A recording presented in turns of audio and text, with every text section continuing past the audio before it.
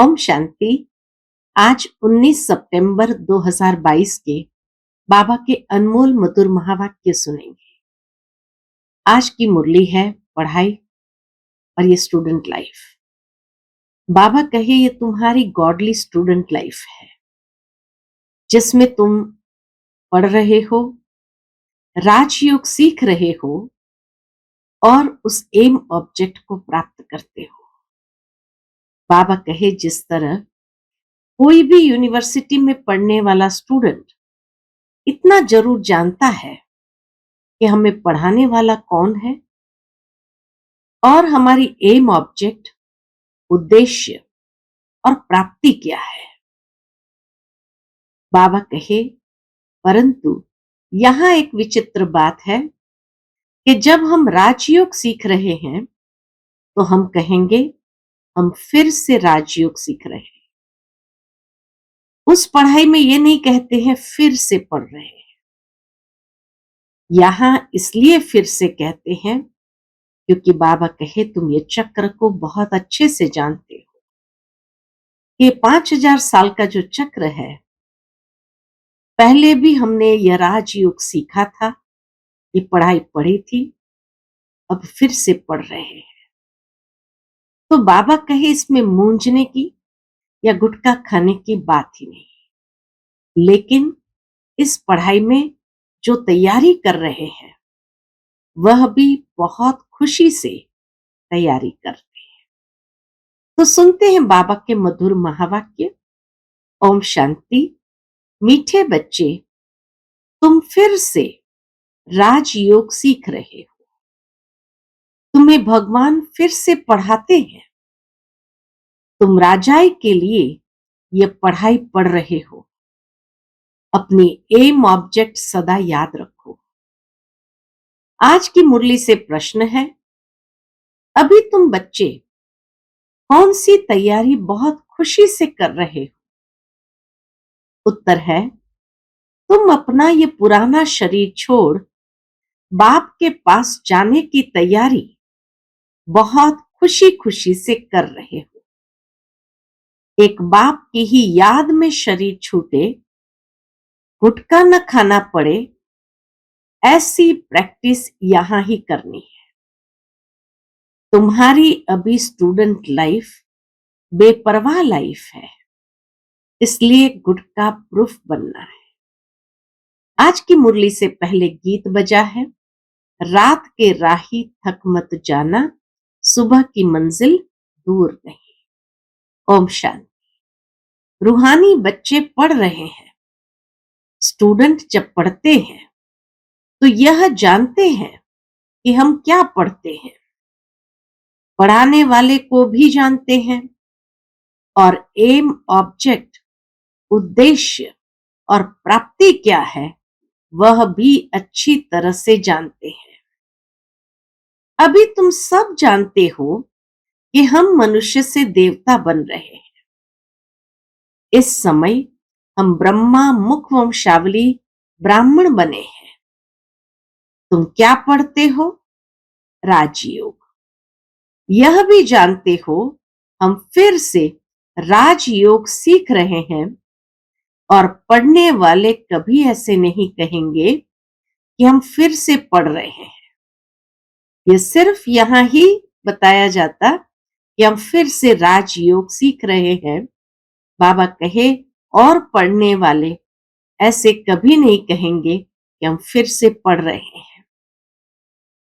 यहां तुम बच्चों को निश्चय है कि हम फिर से राजयोग सीख रहे हैं। बाबा कहे खाली हम कहते नहीं हैं, लेकिन ये निश्चय भी है कि हम फिर से राजयोग सीख रहे हैं। जो 5000 वर्ष पहले भी सीखा था, यह ज्ञान सिर्फ तुम्हारे पास ही है। भगवान फिर से आकर पढ़ाते हैं। यह कोई कम बात थोड़ी है। यह भी बच्चों को पता है कि भगवान एक है और भगत अनेक है। इससे सिद्ध होता है बाप एक और बच्चे अनेक होते हैं। बाप को क्रिएटर तो सब मानेंगे, रचना को रचता द्वारा वर्षा मिलता है। रात को प्रश्न पूछा था ना, बाबा कहे, रात को प्रश्न पूछा था रात्रि क्लास में, बाप को कैसे पहचाना जाए? बाप खुद कहते हैं, हमने तुमको बच्चा बनाया है, तब तो सामने बैठे हो। हम तुमको फिर से मनुष्य से देवता बना रहा हूं, राजयोग सिखा रहा हूं, जिससे तुम सो लक्ष्मी नारायण बनेंगे। एम ऑब्जेक्ट बुद्धि में रहनी चाहिए ना। तुम्हारी बुद्धि में है लक्ष्मी नारायण का राज्य था, तो एक ही राज्य था, सारे विश्व पर राज्य था। लक्ष्मी नारायण का जब राज्य था तो बाबा कहे उस समय और कोई राजधानी नहीं थी, सारे विश्व पर एक राज्य था। तो तुम बच्चों को चित्र पर बैठ समझाना है हम क्या पढ़ रहे हैं। यह है एम ऑब्जेक्ट। लक्ष्मी नारायण यह है हमारी एम ऑब्जेक्ट। स्कूल में बच्चे पढ़ते हैं तो माता पिता भी जानते हैं क्या पढ़ रहा है। यहां तुम फिर से राजाई के लिए पढ़ रहे हो, तो तुमको मित्र संबंधियों को भी बतलाना पड़े। हम इस गीता पाठशाला में राजयोग सीखते हैं, जिससे हम राजाओं का राजा बनेंगे। इस पाठशाला में और क्या विशेषता है कि इस पाठशाला में हम राजाओं का राजा बनेंगे और इस पाठशाला में बूढ़े जवान बच्चे सब पढ़ते हैं। ये वंडर है ना। पाठशाला में तो ऐसा होता नहीं, इसलिए इसको सत्संग भी कहा जाता है। सत्संग में सब जाते हैं, सत्संग में तो सब जाते हैं, परंतु वो ऐसे नहीं कहेंगे कि हम राजयोग सीखने जाते हैं। उन सत्संगों में ये नहीं कहा जाता कि हम राजयोग सीखने जाते हैं। उनको कोई भगवान तो नहीं पढ़ाते हैं, तुमको तो भगवान खुद पढ़ा रहे हैं। ये चित्र तो घर घर में होने चाहिए। ऐसा चित्र बाबा कहे घर घर में होना चाहिए। माता पिता मित्र संबंधी जो भी आए उनको समझाना है कि हम यह पढ़ रहे हैं। यह पढ़ाई तो बहुत सहज है, नाम ही है सहज ज्ञान, सहज राजयोग। राजा जनक को भी सेकंड में ज्ञान मिला और जीवन मुक्त हुआ। मनुष्य भी कहते हैं हमको जनक मिसल ज्ञान चाहिए, जो हम गृहस्थ में रहते पा सके। यह तो बहुत ऊंच पढ़ाई है। मनुष्य से देवता बनना है। देवताओं की महिमा कितनी ऊंची है। सर्वगुण संपन्न, सोले कला संपूर्ण, संपूर्ण निर्विकारी। यह है मृत्यु लोक, वह है अमर लोक। पतित दुनिया आसुरी, पावन दुनिया है दैवी दुनिया। पावन दुनिया में जाने के लिए पवित्र बनना है। लक्ष्मी नारायण पावन थे ना, अभी तो वह है नहीं। यह तो पतित राज्य है, फिर से पावन बनना है। लक्ष्मी नारायण का चित्र बहुत अच्छा है। लक्ष्मी नारायण में सभी का प्यार रहता है, तब तो बड़े बड़े आलीशान मंदिर बनाते हैं। श्री कृष्ण का तो छोटा छोटा मंदिर बनाते हैं। जैसे बच्चों का होता है, उनको ये पता ही नहीं कि राधे कृष्ण ही लक्ष्मी नारायण बनते हैं। तुम समझा सकते हो कि आज से 5000 वर्ष पहले इन लक्ष्मी नारायण का राज्य भारत में था और कोई के चित्र है नहीं। सूर्यवंशी डिनाइस्टी मशहूर है। लक्ष्मी नारायण और सीता राम की डिनाइस्टी थी। फिर द्वापर कलयुग होता है, अभी कलयुग का अंत है। हम फिर से वही राजयोग सीख रहे हैं। 5000 वर्ष पहले राजयोग सीख राजाएं प्राप्त की थी। बरोबर वो संपूर्ण निर्विकारी थे। अभी पतित दुनिया है, इसलिए परम पिता परमात्मा को आना होता है। गाते भी है पतित पावन आओ, वह तो निराकार ठहरा ना। श्री कृष्ण तो प्रिंस है सतयुग का, वह कैसे आकर पावन बनाएंगे? तो समझाना पड़े कि साकार को भगवान नहीं कहेंगे। दूसरे धर्म वाले परमात्मा को निराकार मानते हैं। वही liberator, guide, blissful, God Father, सर्व का दुख हरता, सुख करता है। बाप जब दुख हरते हैं तो सुख भी देते होंगे ना। एक तरफ दुख हरते हैं तो सुख भी देते होंगे ना। तो मित्र संबंधियों आदि को समझा सकते हो। वहां तो वेद शास्त्र अनेक मनुष्य सुनाते हैं, यहां तो सब सुनते ही एक से हैं। बाप कहते हैं तुम मेरे से ही सुनो। भगवान वाच जरूर किस तन में आएगा ना। गाया हुआ है ब्रह्मा द्वारा ब्राह्मण रचे, हम ब्रह्मा कुमार कुमारियां हैं। 5000 वर्ष पहले भी संगम पर ब्रह्मा मुख कमल से ब्राह्मण रचे गए। जो ब्राह्मण फिर देवता बने थे। अभी हम शूद्र से ब्राह्मण बन फिर देवता बनेंगे। हम फिर से राजयोग सीख रहे हैं। कल्प पहले भी सीखे थे। समझेंगे यह तो बड़े निश्चय से बोलते हैं। दुनिया भी देखकर समझेंगे ये तो बड़े निश्चय से बोलते हैं। भगवान वाच मैं तुमको फिर से राजाओं का राजा बनाता हूं। अक्षर तो बरोबर गीता में है। राजयोग से हमने राजाई पाई, फिर द्वापर में रावण राज्य शुरू हुआ। अभी रावण राज्य पूरा होता है, हम फिर से राजयोग सीख रहे हैं। और पाठशालाओं में ऐसे नहीं कहते हैं कि हम फिर से पढ़ रहे हैं। यह तो बच्चों की ही बुद्धि में है। कहते हैं कि मैं फिर से राजयोग सिखाने आया। उस समय महाभारत लड़ाई लगी थी। पांडव गीता सुनते थे। तुम हो रूहानी पंडे। हे रूहानी बच्चे अथवा रूहानी पंडे, हक मत जाना। बाप कहते हैं ना, गीता जरूर भगवान ही सुनाएंगे ना। है भी भगवान वाच। तुम जानते हो हम स्वर्ग के सुख पाने के लिए राजयोग सीख रहे हैं। भगवान है ही निराकार। शिव जयंती मनाते हैं तो जरूर जन्म लेकर कुछ किया होगा ना। वर्षा दिया होगा। बरोबर सतयुग में सूर्यवंशी देवता थे। डिनाइस्टी में तो बहुत होते हैं ना, जैसे Edward the first, second, third, उन्हों की भी डिनाइस्टी चलती है। यह भी ऐसे है। तुम बच्चे चित्रों पर अच्छी रीति समझा सकते हो। ये ब्रह्मा कहते हैं, क्या कहते हैं? मैं थोड़ी भगवान हूं, बनाने वाले तो दूसरा होगा ना।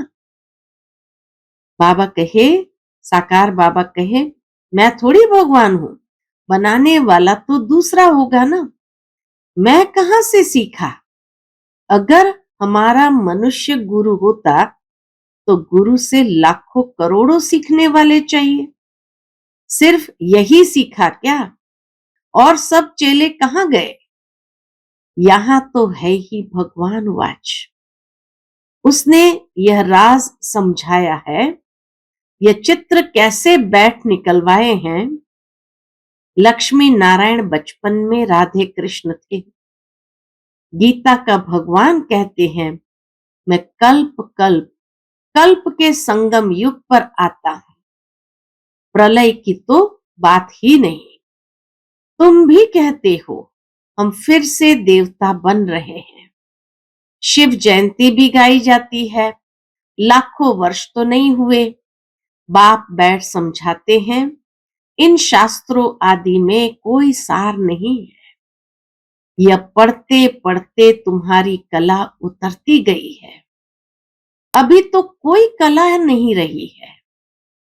बाप कहते हैं, भक्ति से कोई भी मेरे से मिल नहीं सकता, मुझे आना ही पड़ता है।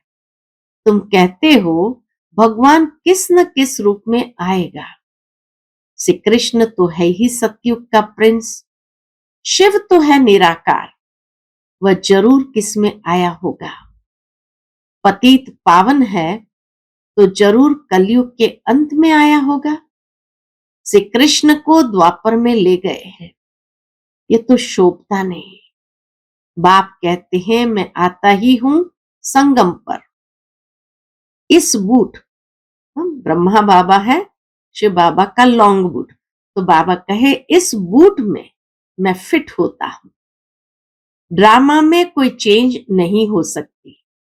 रोला कितना कर दिया है, इसलिए प्रश्न पूछा जाता है, गीता का भगवान कौन।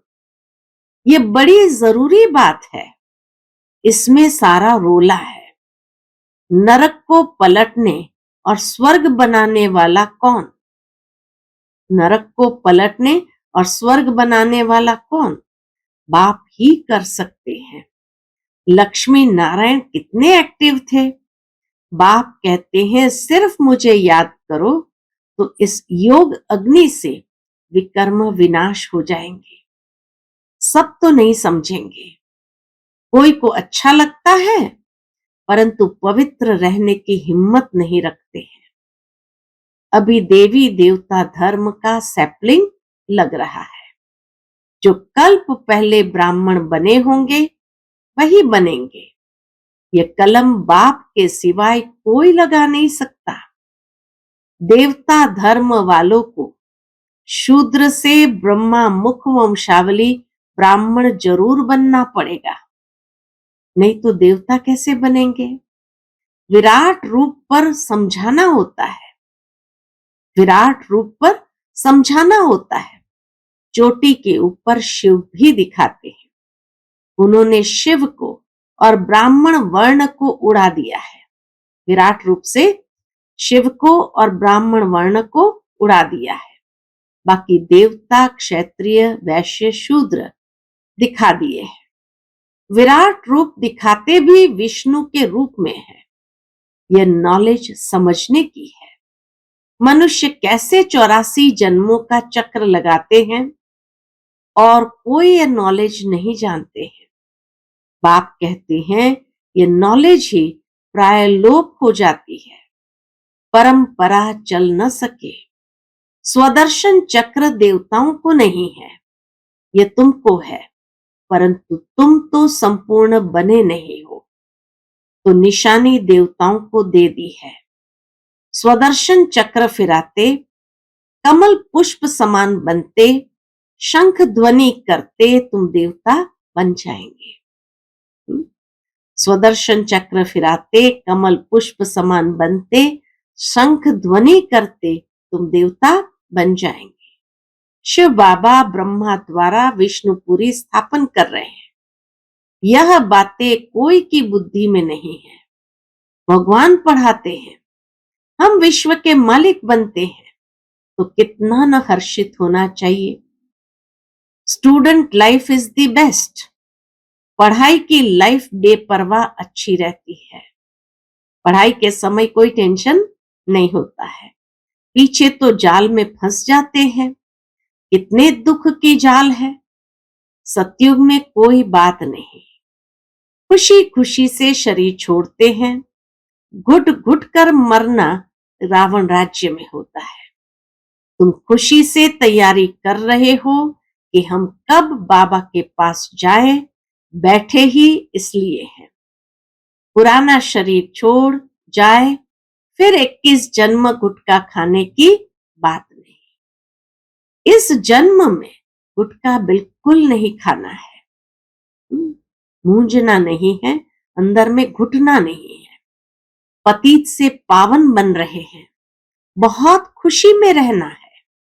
अच्छा, यहाँ से सूक्ष्म वतन में जाते हैं, भोग लेकर के जाते हैं ना, तो बाबा कहे यहाँ से सूक्ष्म वतन में जाते हैं, वह भी अच्छा है, फरिश्ता तो बनना है।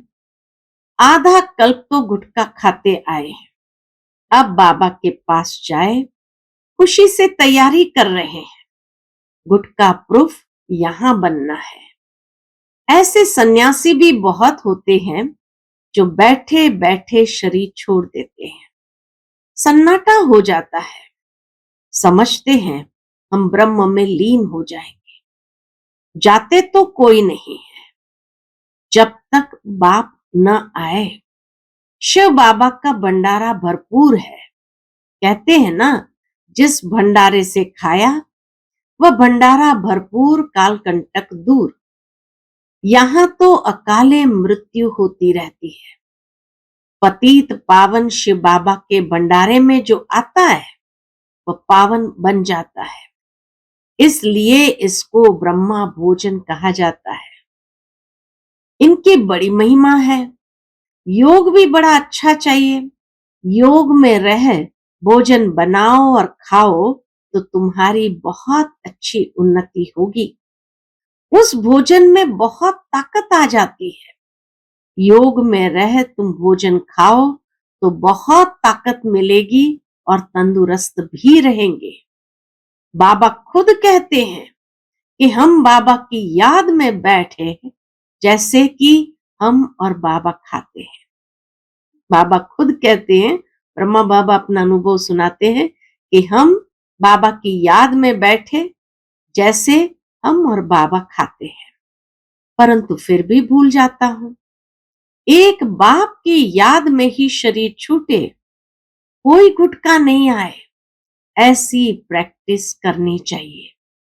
बाबा की याद में रहने से एक तो शांति रहेगी और हेल्दी बनेंगे, भोजन पवित्र हो जाएगा।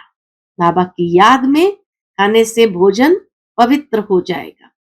अंत का गायन है, अति इंद्रिय सुख गोप गोपियों से पूछो। झाड़ में समझानी बहुत अच्छी है, त्रिमूर्ति और गोला भी जरूरी है। दिन प्रतिदिन तुम्हारा नाम बहुत बाला होता जाएगा। अच्छा, मीठे मीठे सिकिलते बच्चों प्रति माता पिता बाप दादा का याद प्यार और गुड मॉर्निंग। रूहानी बाप की रूहानी बच्चों को नमस्ते। हम सब रूहानी बच्चों की रूहानी माता पिता बाप दादा को याद प्यार, गुड मॉर्निंग और नमस्ते। नमस्ते, शुक्रिया बाबा, शुक्रिया। आज की मुरली से धारणा के लिए मुख्य सार है। पहली पॉइंट, सदा तंदुरुस्त रहने के लिए याद में रहकर भोजन बनाना व खाना है। भोजन करते समय स्मृति रहे हम बाबा के साथ खा रहे हैं, तो भोजन में ताकत भर जाएगी। दूसरी पॉइंट, देवता बनने के लिए शंख ध्वनि करनी है, स्वदर्शन चक्र फिराते रहना है, कमल फूल समान पवित्र जीवन बनाना है। आज का बाप दादा का मधुर वरदान हम बच्चों के प्रति है, ब्राह्मण जन्म की विशेषता को नेचर बनाने वाले सहज पुरुषार्थी भव। ब्राह्मण जन्म की विशेषता को नेचर बनाने वाले सहज पुरुषार्थी भव। जैसे किसी का जन्म राज परिवार में हो तो बार बार स्मृति में लाते हैं कि मैं राजकुमार या राजकुमारी हूं, चाहे कर्म रुचि के कारण साधारण भी हो, लेकिन अपने जन्म की विशेषता को नहीं भूलते। ऐसे ब्राह्मण जन्म ही विशेष जन्म है। तो जन्म भी श्रेष्ठ, धर्म भी श्रेष्ठ और कर्म भी श्रेष्ठ है। इस श्रेष्ठता अर्थात विशेषता की जीवन स्मृति में नेचुरल रहे तो सहज पुरुषार्थी बन जाएंगे। विशेष जीवन वाली आत्माएं कभी साधारण कर्म नहीं कर सकती। आज का स्लोगन है, डबल लाइट रहना है तो विघ्न विनाशक बनो। डबल लाइट रहना है तो विघ्न विनाशक बनो। अच्छा, ओम शांति।